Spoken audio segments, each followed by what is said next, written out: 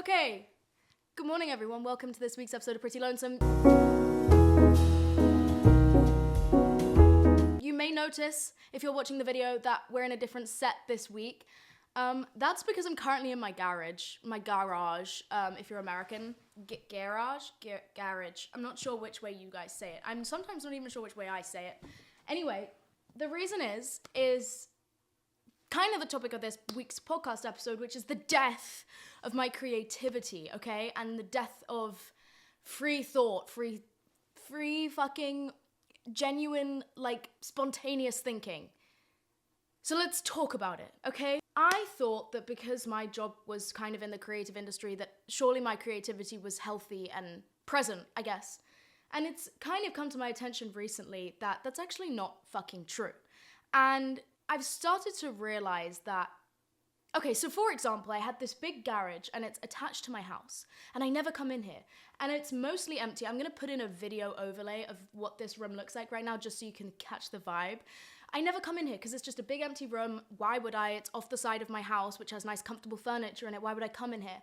And then I thought about the fact that if I had 3 years ago or 4 years ago been told that I was gonna have access to a space like just this garage, I would have been so fucking excited. I would have been plotting all the furniture I was going to get for it. I would have been plotting the rugs.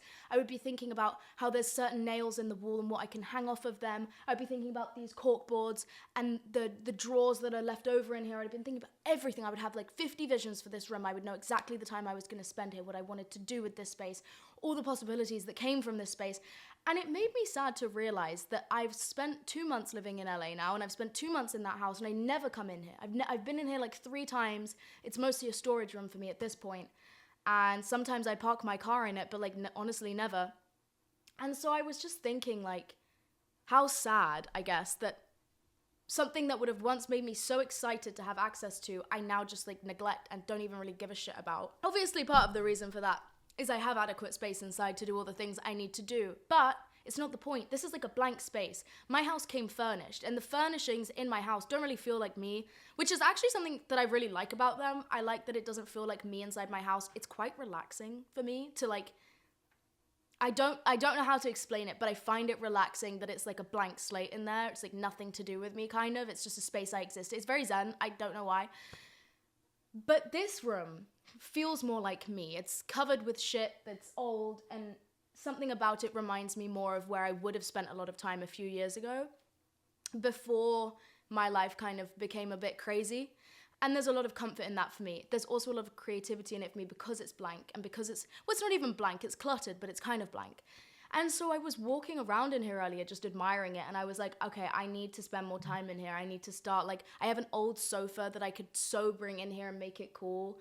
And I just kind of realized that the environments in which I'm spending a lot of my time are very sterile. So that's topic number 1, is creativity, and I think that spaces breed creativity, so we're gonna come back to that. Number 2 is, recently I've had the very uncomfortable experience, and I think a lot of people have, of having to analyze my own brain in terms of how vulnerable it is to other people's input. Now, I would like to think that this is something I do consistently throughout my life because it's a pretty important part of existing within society and just being a fucking human being. You should always be worried about that kind of stuff. You should always be wondering how other people's words and their opinions and their thoughts and their facts affect you and how you feel about those things and whether you buy into those things and whether or not you would change because of those things. It should always be on your mind. However, it should also be something that can take a back seat. Kind of like you fine-tune the skill of knowing just about how much you take of other people's words, and sometimes it means more than others, but it should almost be on autopilot. Sometimes, so there's definitely phases of your life where you should be more thinking about these things, but by my age, I would expect that skill is kind of on autopilot, I guess. To an extent. I don't know what I'm fucking talking about, but recently, I think a lot of people are having to go into their own brains and dissect, and it's really uncomfortable, their own skill set when it comes to discernment's the word I'm looking for. And I would like to think, let me get the definition of discernment up just to make sure we're all on the same page. Discernment is the ability to make a smart judgment about something. If you're voting for student council president, you'll need to use discernment to pick the best candidate. The noun discernment describes a wise way of judging between things or a particularly perceptive way of seeing things. I like to think in my life that I have a pretty high level of discernment. I think that my discernment is geared towards certain things that I've had to fine tune it to be good at, if that makes sense. Like men. I think that not just biologically, I feel it in my fucking gut and ovaries when a man is not good to be around. And I mean not good in the sense of they're not safe to be around rather than they have some views I disagree with. It's more like something happens in my body when I see a man and I think, you shouldn't be in my house, I shouldn't be in your car, you shouldn't be near me at the club, you just shouldn't be fucking near me, not within a fucking mile radius of me, get the fuck away. I think I have a pretty strong, contrary to popular belief, I suppose. It's like, you know, I have the discernment. Sometimes I just ignore it because I think it's funny, apparently. But relatively serious talk for quick sec, I think I have a pretty good level of knowing when men need to stay the fuck away from me. And I think that that's done a good job at keeping me safe. Ultimately, looking back on my life, even though I've been known to ignore a red flag or two, discernment is something slightly different. And it kind of relies more on the judgment that you're able to make rather than the actions you take based off the judgment. The actions you take based off the judgment can be up for debate because sometimes it's for the plot. But discernment itself is very, very, very important skill to have. And I know we all laugh about doing shit for the plot, but it's two different things, I think. Slightly. Linked, but different. You know what I mean? And I think recently I've had to look inward a little bit more and really peel apart my fucking brain to see just how good of a, I guess, protection system I have up against certain things. And the reason that I started to do this was I got so fucking pranked on TikTok. I got so fucking pranked. I was scrolling my For You page having a nice little night to myself, okay, and I see this video pop up and it's this guy basically saying that you need to be careful about being propagandized. And I was like, oh, no, I don't. Like, I'm smart and I have good information sources and I'm a critical thinker. No, I don't. And I watched the video anyway because it's obviously a fear of mine is to not ever know the truth inside of my own brain. That's like my biggest fear. So I watched the video and he was basically saying like, if you think that lions are these three qualities, you may have been propagandized against. You may have just been propagandized. I don't know what the correct verbiage. Anyways, he was like, if you think they roar really loud, like this is what a roar actually sounds like. If you think X, Y, and Z, like the females do the hunting. All these facts about lions that we thought to be true. And he was like, they're not true. Like this is actually what lions are and look like. And you've just been fed misinformation about lions for so long. And I was like, wow, I had no idea. And I must have been propagandized with the lions and shit. Then the same motherfucker pops up on my feed a few days later. And he was like, if you watched my other video about the lions and you felt really smart because now you knew that everyone else has been propagandized against about lions and so were you, but now you know the truth. Joke's on you because I fucking lied to you. Okay, lions do roar and they are all these things that you thought about and I got you and I propagandized you. And I was like, no fucking way. No fucking way. And he explained the technique that he used and he explained everything. The way that man rocked my fucking world, because I just didn't. I've been becoming more alert, I guess, over the last few years, just as I've grown and as I've experienced more of the world. And I've experienced this thing with myself where people who look and feel and speak as if they align with my general moral values, I take what they say as fact way too fucking quickly. And as much as I would like to say that most of the time these people are right and that it's okay to, see your community, find your community and trust the people within it, you never know who's in your community. I don't know these people. Like, I'm talking people on the internet and I see a bitch pop up. She looks kind of alternative. She's saying something about politics and I'm like, okay, she seems like she knows what she's talking about. And I kind of just take what she says as fiction and as fact. And I don't then take any extra steps to check what she fucking said. And so what am I relying on there? that she looks like someone that I would associate with, that she maybe has some piercings and maybe has her fucking hair dyed or in a cool style, or I don't know, she's wearing a lot of fucking eyeliner. I don't know what it is. These are micro things. As time progresses, not only is that a massive thing that people can hijack, but it's also something that's just becoming less fucking reliable. I realized I am just as bad as everyone else who is taking information at face value. And it doesn't matter that I'm taking it from people who I would consider good and who many people who align with my, morals would consider good people.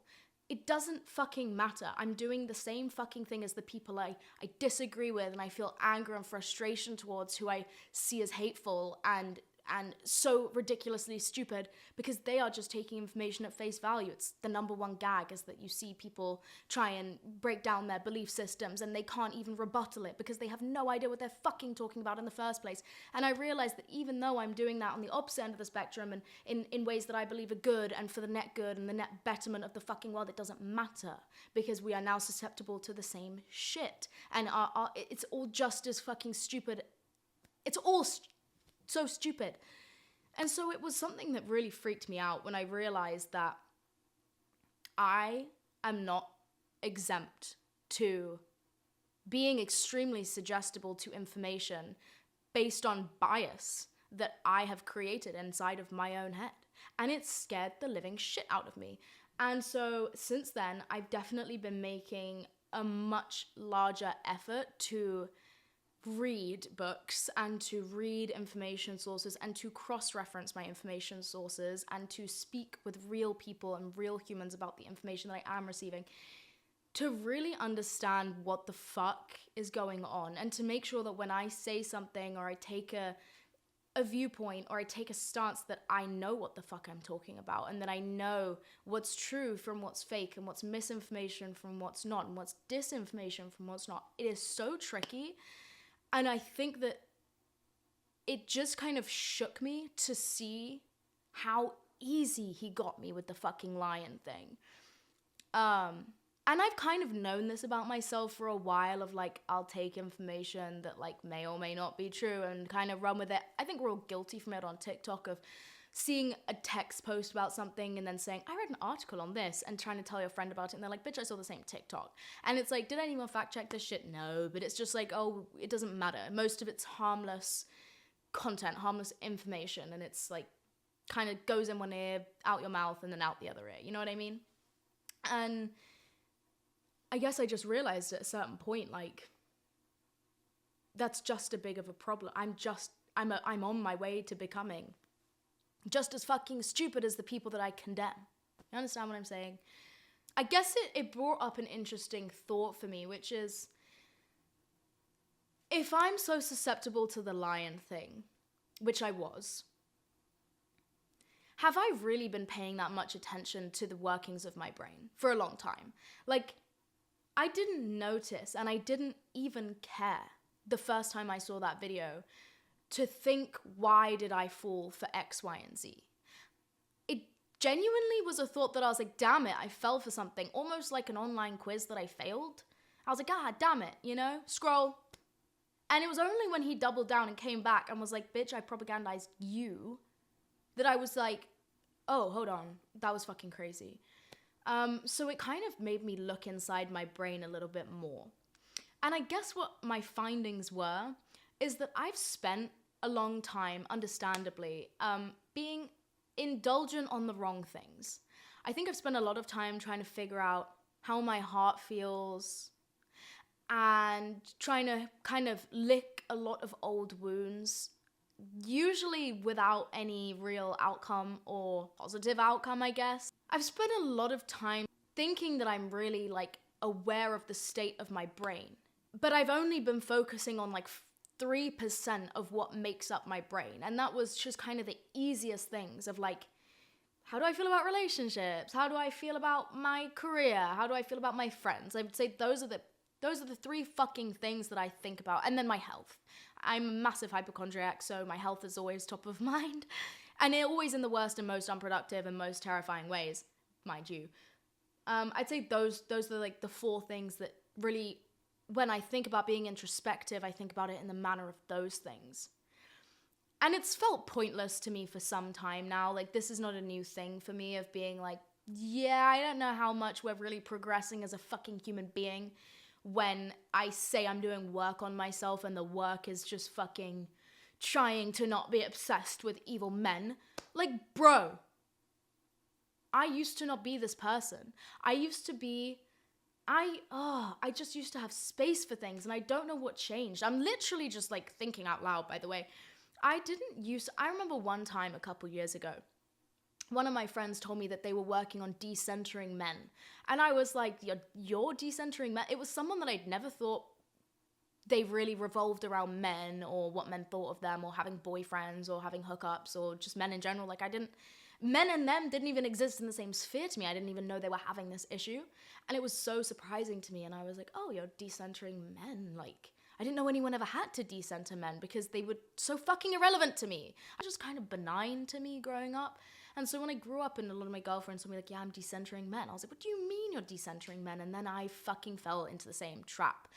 And it's odd because they took up so much of my headspace and I didn't notice. I didn't notice how the ways that I dressed and acted started to change based on wanting approval from these men. I hadn't noticed that any of this damage was there until things called for me to be more critical of a thinker recently. Rather than dwelling on a lot of the same stuff that I always have dwelled on, that for me, and for a long time did represent self-growth, because there was a time in my life where I had to figure out how I felt about my sexuality and various, I guess, wounds I had and various things that are odd about me. That was step number one for a long time, and I think I didn't know what the next step was in terms of self-betterment for a long time.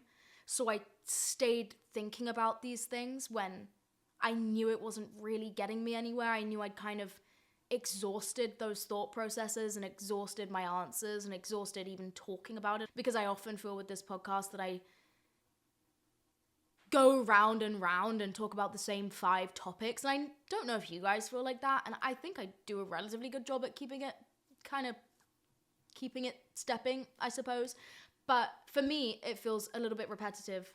I always think that in order to be good, I think this was in fucking Emma Chamberlain's art, like the mini film they made of her life. I can't remember if it was there or if I've made that up, but I think it was a quote from her dad. He said something like, artists have to step away from their art for periods of time so that when they come back to their craft, they have something new to offer.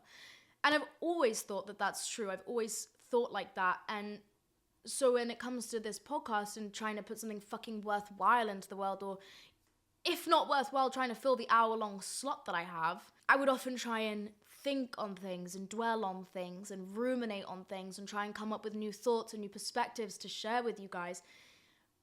But I was so stagnant in what I was looking at, I suppose. Recent events in the world have triggered me to take a completely different mission with my brain, I guess, and to look at it in a way that I've never looked at it before. And it's been incredibly productive for me in terms of, we're on to the next thing now.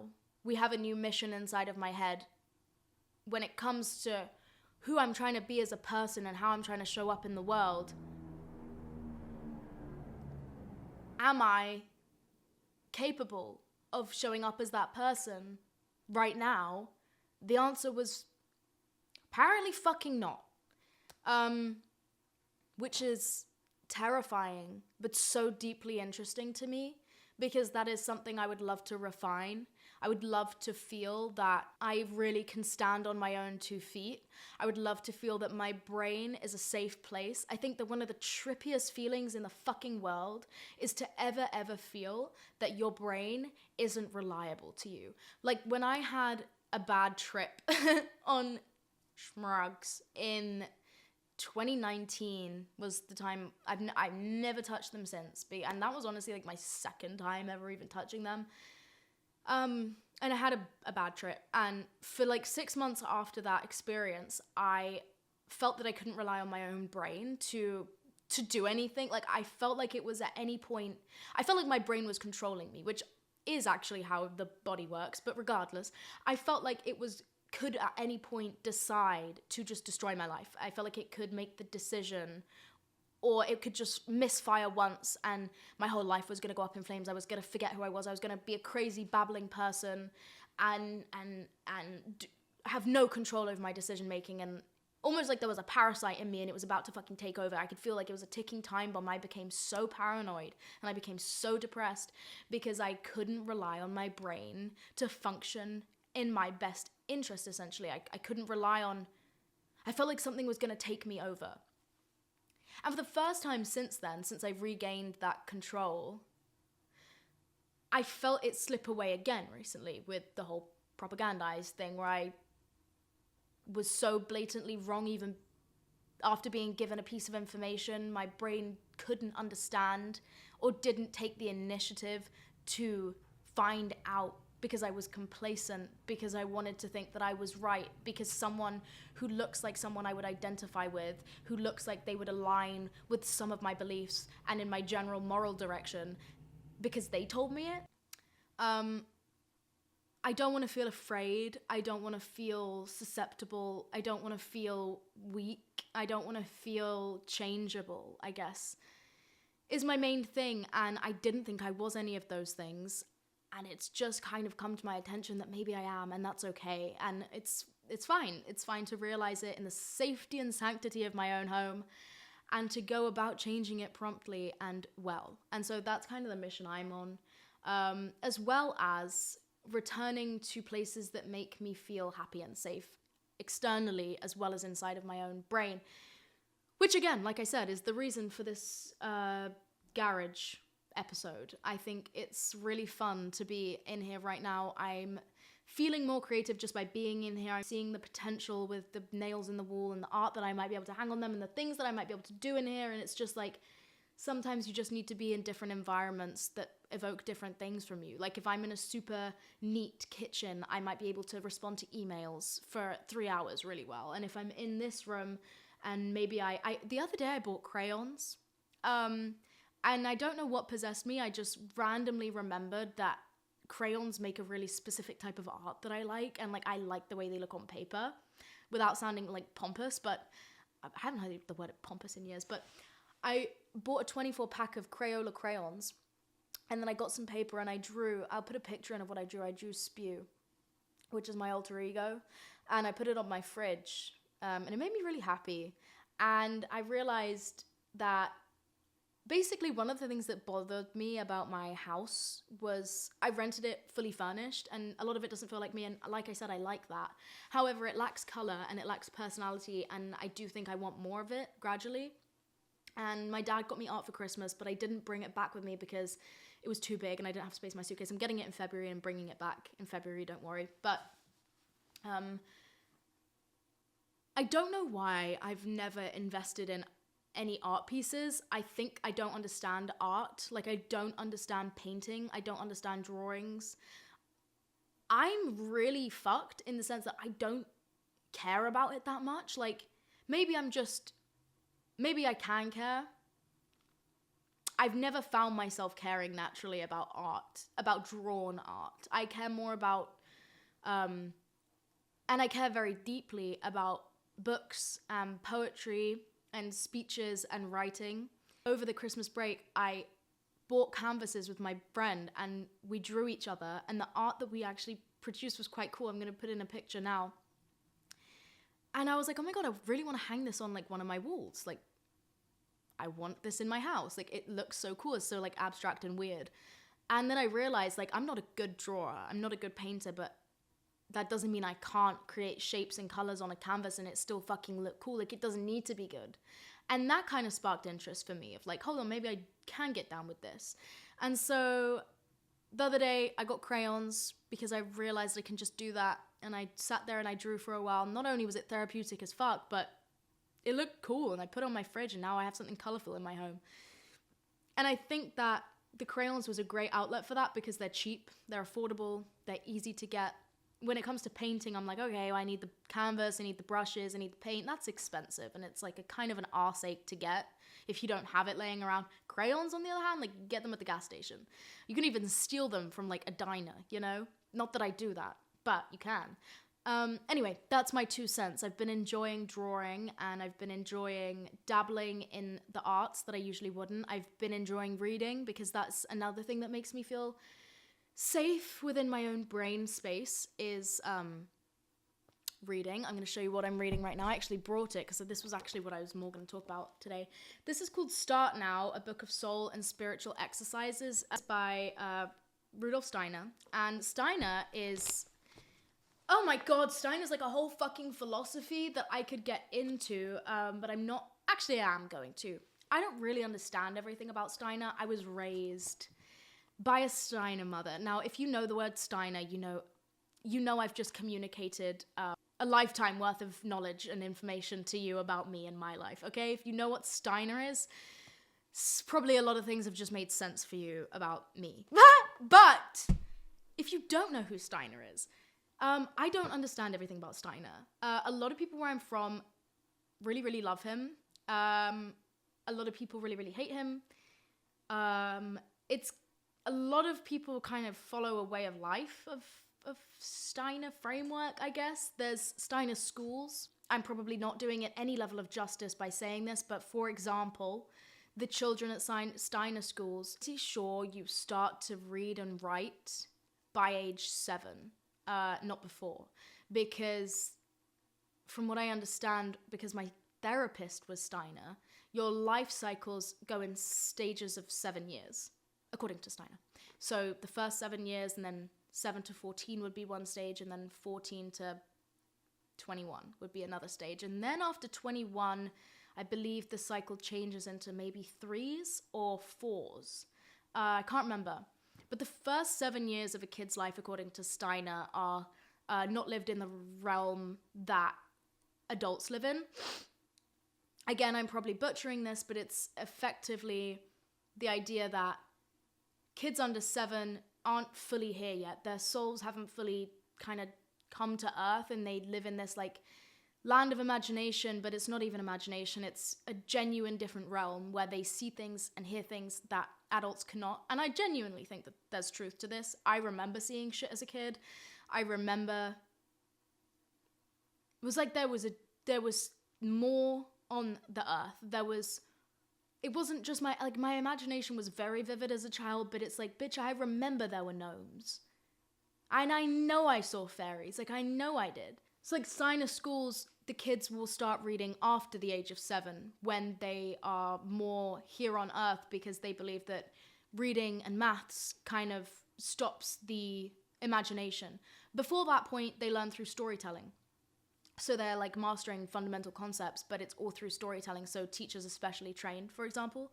I went to some Steiner schooling, and then I did a lot of Montessori, but my mum was fully raised Steiner. She went to Steiner boarding school, actually.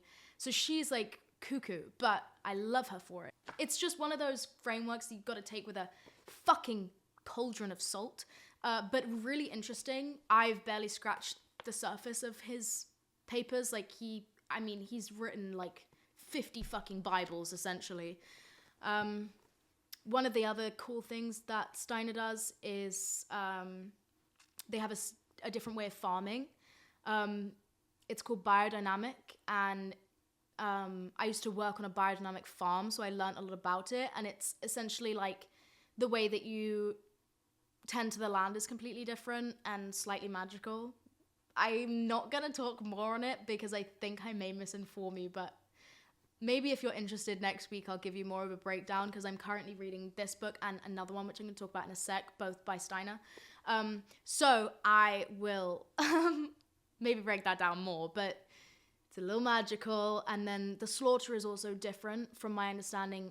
If a animal is biodynamic, it's kind of like, think of organic on fucking crack. Not only is the treatment of the animals different, the diet, the farmland, but and the farming technique, but the slaughter is also different. From my understanding, the farmers stay with the animals up until the moment of slaughter, and I believe they are slaughtered on the land in which they live.